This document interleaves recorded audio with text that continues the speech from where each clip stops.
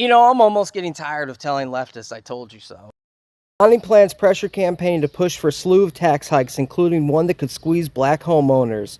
Zoe him the money. Socialist Mayor Zohran Mamdani is hatching plans for months-long pressure campaign demanding a sweeping slate of state tax hikes, along with a renewed push to slap new levies on already burdened city property owners, the Post has learned. The full speed ahead tax push will kick off with a rally after Labor Day to apply maximum pressure ahead of the 2027 state legislative session, and just as Governor Kathy Hochul's re-election campaign enters its final stretch, according to sources with knowledge of City Hall's battle plans.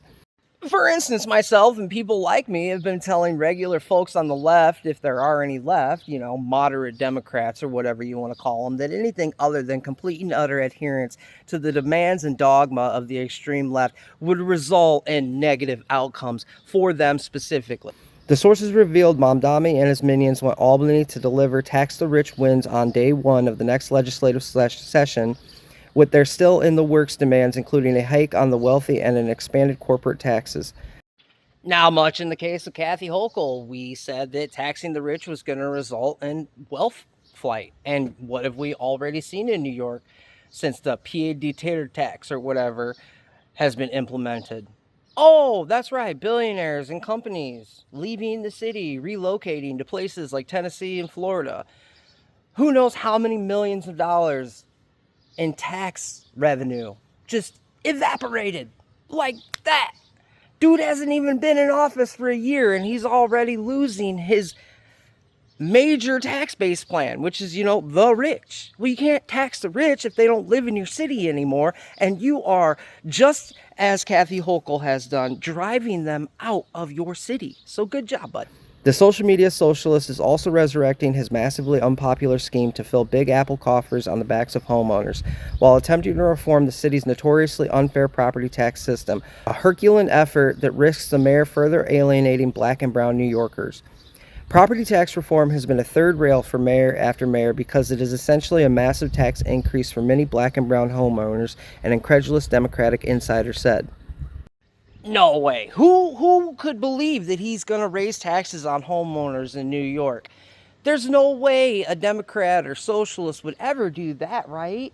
If only we had an example of this exact same thing happen. Oh, right, Mayor Brandon Johnson in Chicago earlier this year and late last year, rather, raised the taxes on his constituents, in some cases by 100% overnight.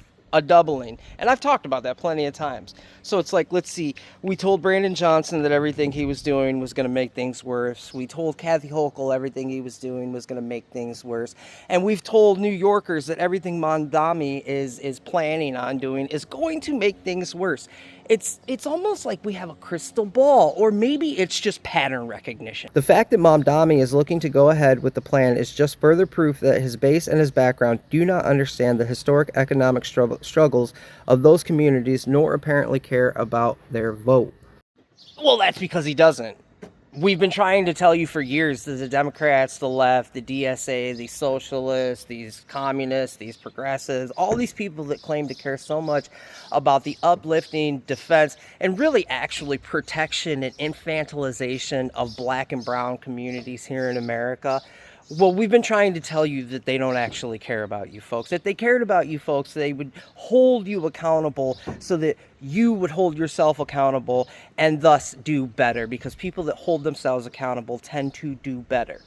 Whether it be financially or morally, it is simply an easier way to go about life. But they don't actually care about you. What they do is victimize you. Or rather, convince you always that you are the victim, that you are some sort of protected class that needs to constantly be infantilized and treated as if you're not capable of everything that they themselves, the rich white liberal or the socialist Muslim, is capable of. You didn't get your college degree, you didn't have all the opportunities that they had, so you have to be treated like you're some sort of idiot that can't figure out life. You are not a demographic that they care about. You have been nothing more than a tool. You have been relied on to keep these people in power for decades, and now that you can no longer be relied upon to put them in office with majority votes within your black minority demographic groups, well, now they don't care. I mean, it's not as if they ever actually did care or made any real effort to care. You know, they talk about reparations, and the Democrats have had the House, the Senate, and the presidency multiple times in the last however many decades, and yet they never pushed through reparations. And they were never going to. It was a carrot on a stick that they used to lead you people into the voting booth and click, vote, push, mark, whatever, Democrat, over and over again for decades. But, you know, the DSA, they're going full mask off. They're letting us know that they are fascist. They're letting us know that they don't care about the black and minority communities. So, you know, I'm sorry, but again, we told you so. But hey, come on over. Welcome, brother, sister, whoever, whatever you may be. We're happy to have you on this side.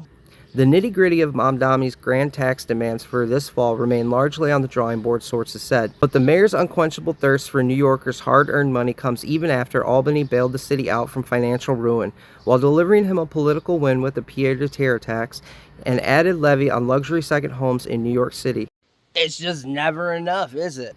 Hochul delivered the handouts after Mamdani's initial demand for higher taxes on the wealthy, threatening to hike city property taxes across the board by nearly 10%.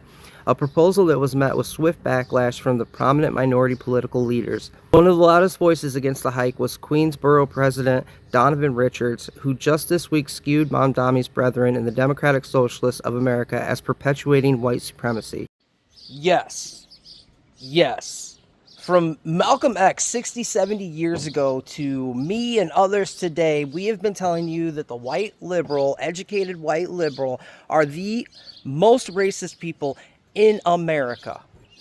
This lady knows, and it's about time people start calling them out. Mamdani ultimately balanced New York City's behemoth $126 billion budget with a combination of short-term fixes and relatively few spending cuts, leaving the city cash-strapped in years to come and officials scrambling to fill the looming gaps. So he didn't balance the budget, he just kicked the can down the road. Even with bailouts from the state, he still had to kick down the road some debt. And I told you this too. The sources revealed Mamdani plans to push State Assembly Speaker Carl Hesty and Senate Majority Leader Andrea Stewart Cousins for a tax on the wealthy, with the understanding that the Democratic polls will craft it themselves. The mayor's team hopes the pressure, including mobilizing the full force of the DSA's ground operations, will create a momentum in Albany to move on tax hikes as soon as the legislature's next session begins January 1st, sources said. The ask could further strain the alliance between the socialist Mamdani and Hochul, a moderate Democrat so far standing firm against his demands, and those of fired-up crowds of leftists to tax the rich. A Mamdani confidant said a rift is likely imminent between Hochul and Hisner, especially if Mayor sees she won't bend on hiking taxes. Like I said, they're going to come for you if you don't bend the knee. Told you so. Governor Hochul doesn't make decisions based on ideology or political pressure, the spokesperson said. She makes decisions based off what's best for New Yorkers. When additional revenue is necessary to solve a real problem, she'll consider every responsible option.